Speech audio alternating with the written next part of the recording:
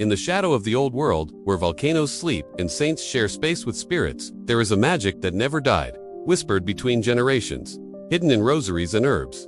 Feared, misunderstood, but never forgotten. This is Stregoneria, the ancient witchcraft and shamanism of southern Italy. Long before Italy became Italy, the southern regions like Calabria, Campania, Sicily, and Puglia were home to an ancient spiritual culture. A blend of Greek, Roman, Etruscan, and even older beliefs rooted in nature, spirit, and survival.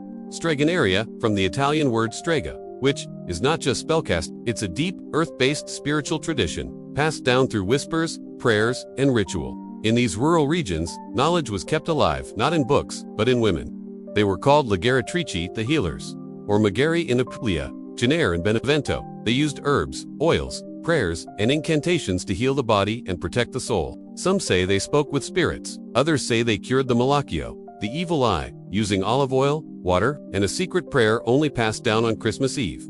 They were midwives, herbalists, spiritual protectors, half in the world of the living, half in the world beyond. But were they witches or shamans? Southern Italian witchcraft is unique because it hides in plain sight. Catholic saints sit beside pagan gods. The Virgin Mary is invoked like an ancient goddess. Holy water becomes a tool of divination. Saints are prayed to not just for blessings, but for vengeance, justice, even love spells. This blend of belief is called folk Catholicism, and in many rural areas, it's still practiced, even if people don't call it magic. If there is a heart of Italian witchcraft, it may be Benevento in Campania, once believed to be the meeting place of witches flying on broomsticks under a walnut tree. Church records from the 13th century speak of midnight dances, toads, and secret rites. Was it just hysteria, or the memory of an older, outlawed faith? To outsiders, they were witches, but locals knew them as protectors. People who knew how to speak to the land, the spirits, and sometimes, the dead.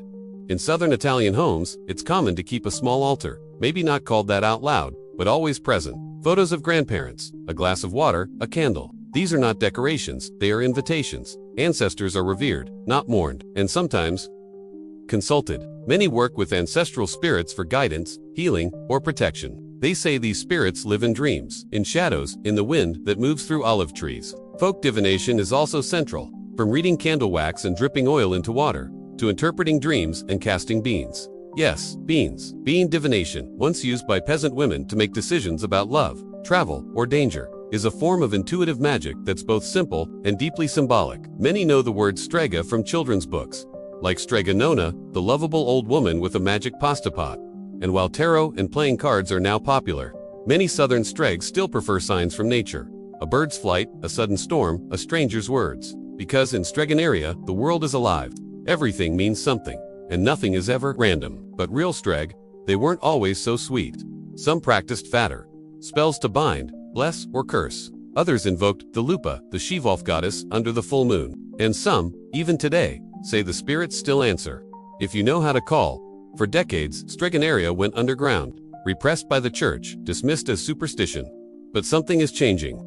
Today, descendants of Streg are reclaiming their roots, blending ancient wisdom with modern spirituality.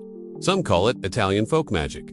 Others call it witchcraft revival. Online, books, courses, and communities have emerged, reconnecting diaspora Italians to the old ways. For some, it's a way to heal. For others, it's ancestral memory. Finally, awakening. Is Stregoneria black magic, white magic, paganism in disguise? Or is it something more? A living, breathing connection to the land, the ancestors, and the unseen forces that shape our lives. In the hills of southern Italy, the veil between worlds is thin, and sometimes, all it takes is a whispered prayer and a sprig of rosemary.